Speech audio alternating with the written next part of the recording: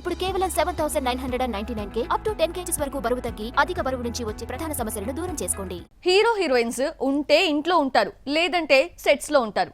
కానీ సమంత ఉంటే ఇంట్లో ఉంటుంది, లేదంటే విదేశాల్లో విహరిస్తుంది. సెట్స్ లో ఉండడానికి చేతిలో సినిమాలు లేవు. కొత్త సినిమా మా ఇంటి బంగారంని ఇటీవలే అనౌన్స్ చేసింది. కెమెరా ముందుకు రావడానికి టైం ఉండడంతో ఓ ప్రాచీన దేశంలో తన పుట్టినరోజు వేడుక జరుపుకుంది. ఎక్కడో చూసిద్దామా? సమంత ఈ మధ్యనే 37వ ఏట అడుగుపెట్టింది. 3500 ఏళ్ల క్రితం నాటి ప్రాచీన నగరం ఎథెన్స్ లో పుట్టినరోజు సెలబ్రేషన్స్ జరుపుకుంది. ఈ అమ్మడితో పాటు ఎవరూ వెళ్లినట్టు లేరు. షేర్ చేసిన ఫోటోల్లో శామ్ ఒక్కతే కనిపించింది.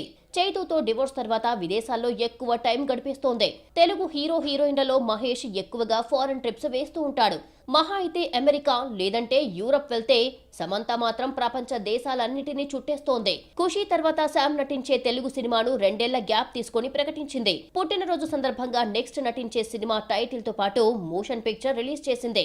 టైటిల్ మా ఇంటి బంగారం సాఫ్ట్ గా ఉన్న వైఫ్ క్యారెక్టర్ లో వైల్డ్ గా కనిపించింది. టైటిల్ మినహా డైరెక్టర్ ఎవరు, టెక్నీషియన్స్ పేర్లు కూడా చెప్పలేదు.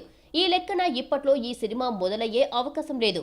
సొంత నిర్మాణ సంస్థ ట్రాలాలా మూవింగ్ పిక్చర్స్ పతాకంపై ఈ సినిమాను నిర్మిస్తోంది శామ్. సమంత మాటలకు అర్థాలే వేరులా ఉంటాయి.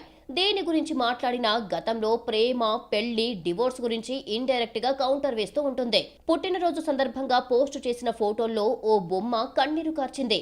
బాధగానే బర్త్డే పార్టీ జరుగుతోందని సింబాలిక్ గా చెప్పింది. డివోర్స్ వచ్చి 2 ఏళ్లు దాటినా ఆ బాధను జీర్ణించుకోలేకపోతోంది శామ్.